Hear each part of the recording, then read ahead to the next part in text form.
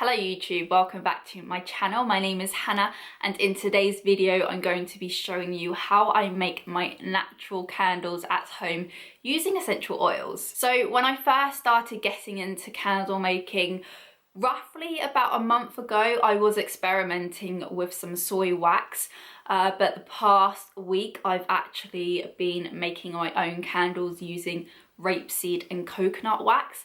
And honestly, I am really liking the result that I'm getting. So in today's video, I just thought I would show you how I make my candles at home using that wax and using essential oils. So this is a candle I made yesterday. I'm using the 150 gram amber jars from Candle Shack. And this is the CL6 wick. I've got a nice creamy top with a nice finish basically, and the cold scent throat is amazing. So the essential oil blend that I have used for this candle is called Relaxing from Candle Shack. If you've watched my previous videos, I kind of talk more about why I'm using essential oils only and kind of like how I got into candle making, so definitely check that out if you haven't already. So I made this yesterday. Obviously I'm going to leave that a week to kind of let the scent set in even, and I think today I want to experiment with either a different scent percentage. So I forgot to mention, this is a 10% I've used in there of the essential oil blend, and today I think I'm going to experiment with a 8%. Anyway, I don't want to make this a massive intro, so I'm going to go straight into it. This is how I make my natural essential oil candles at home. Okay, welcome to my kitchen. Before we get started, I thought I would just give you a lowdown of my setup and kind of how much wax I've got for one jar, how much essential oil I've got, and just the key props and equipment and ingredients that I use. Ingredients? This isn't baking. So I have already weighed out my wax. I'm actually using a double boiler method just because it's what I have on hand, and I think if I were to get really serious into candle making, or I started making big batches of candles, I would invest in a proper candle making melter.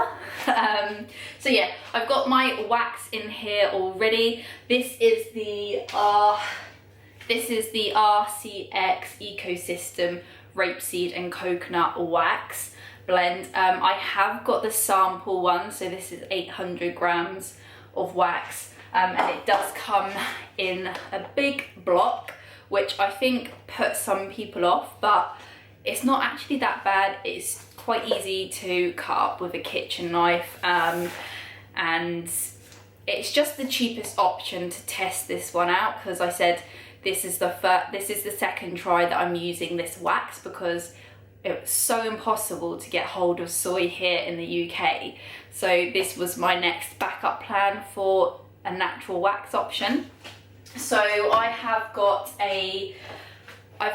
139 grams of wax in here, and then I will then pop that in this saucepan, which is filled halfway with water, and then I will just pop this in that saucepan, and it just acts as a double boiler and prevents the wax from burning. You do not want to put this saucepan straight onto a hob or whatever you're using. It would just burn. So that's kind of my wax. I'm also using this essential oil blend which is called Relaxing. This is from Candle Shack, and I'm also using 11 grams of this. So that's just how it works out, my formula. So my glass jar, which is currently heating up on the radiator, if you're having issues with your wax coming away from your candle jar from the sides, or you're experiencing some holes or whatnot, you might want to start looking into your jars or your glasses, especially winter time. That's one of the key things I picked up on. If I pour my wax into a very cold jar, I'm gonna have a lot of issues. So now I just heat up my glasses quite gently, just put them on the radiator, and then once I get going, I just wick them and go into it, and that, fingers crossed, seems to be working. So that is actually heating up at the moment. That is 150 grams jar, and then that is my formula. 139 grams of wax, 11 grams of essential oil. I don't know why I'm getting out of breath. I think I'm talking too fast. And then I have my thermometer that I use. So important, if you're not using a thermometer in candle making, get yourself a thermometer, and just a glass measuring jug. I don't use plastic because obviously the oils and the wax can seep into the plastic, so everything I use is just glass, and then as soon as I kind of pour this, I would just wipe it, and it just makes the cleaning up process so much easier. Next up is my wick. So I am using the same wick again, which is a CL6 from Candle Shack, and then I've just got my glue dots. I was using blue tack to start off with, but I figured I'd get a little bit professional. That is pretty much it. I'm gonna now show you how I make my candles. So my jar is nice and warm, not too warm, just like up to room temperature. Beforehand it was super cold, and now I'm just gonna place my glue dot onto the end of my wick. This, I hate this process. Like, I always feel a bit trying to get it in the middle.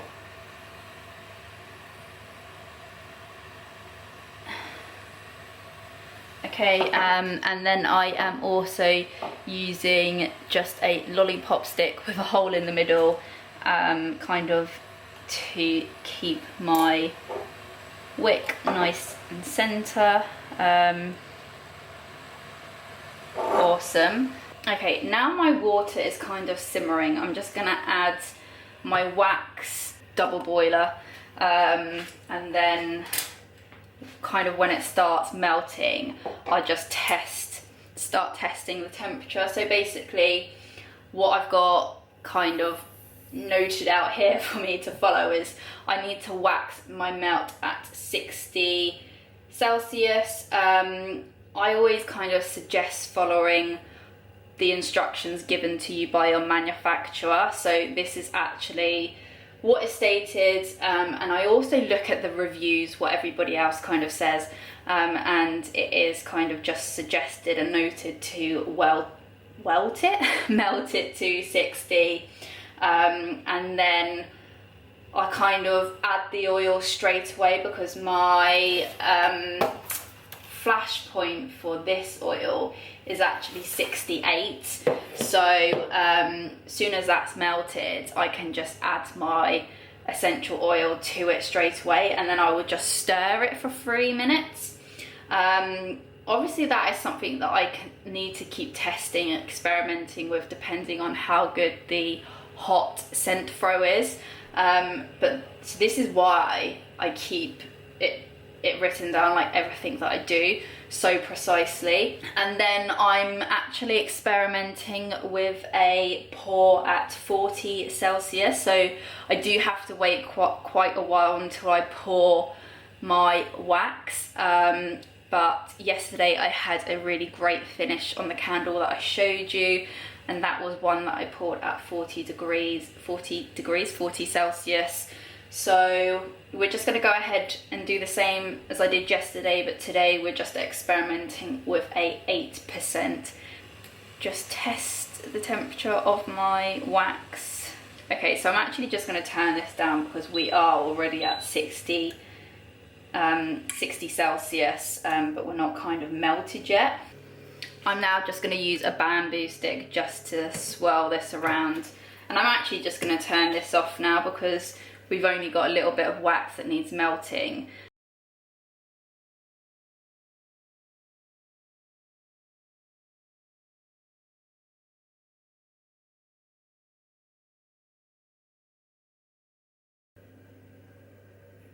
Yeah, okay, so now I'm just going to pour this in here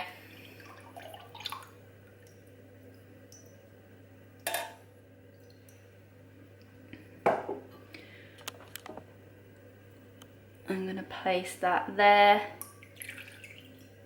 Right, stick that in there. Let's get my scales out.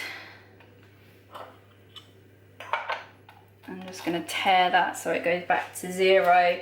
And then we're looking for 11 grams of essential oil, but I think I might just do a 10 because I'm cautious that my scale isn't. Okay, see, there we go. Cool. Let's just do 11. But yeah, it'll be interesting to see the difference the high precision scale will do when I get that. Cool. And then I'm just gonna add my essential oil. To be honest, I would have added that as soon as I took that off the heat. But I find that when I film videos, I'm a lot slower to do everything. I don't think that will make much of a difference though, because it is, if you can add your essential oils at a much lower temperature, then you obviously, the advantage of that is your hot scent throw should be a lot stronger. But obviously I'm such a beginner in this. This is just everything that I'm kind of picking up on other people's research, articles, and whatnot. So I'm now stirring this for 3 minutes. And now I'm gonna stick that back in. Okay, now we are at the right temperature. I'm just gonna bring this fella down here. And then I'm now just gonna get rid of this guy. And yesterday I just did a really slow pour for my candle. So I'm just gonna do the same again. Literally everybody I've spoken to that say that the slower the pour, the better it works out for them. So I'm just taking that advice on board, and because I'm only doing extremely small batches right now, I feel like I can take advantage of that. Obviously I feel like the bigger your batch, the more painful it's gonna be to go slower for each pour.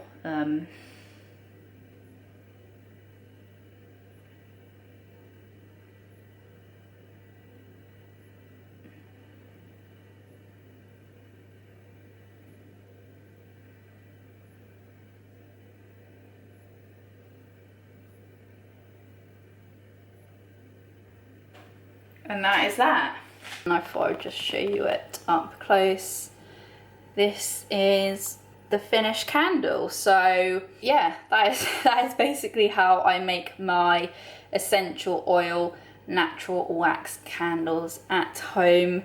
This is a very small batch, obviously, because it's just one candle.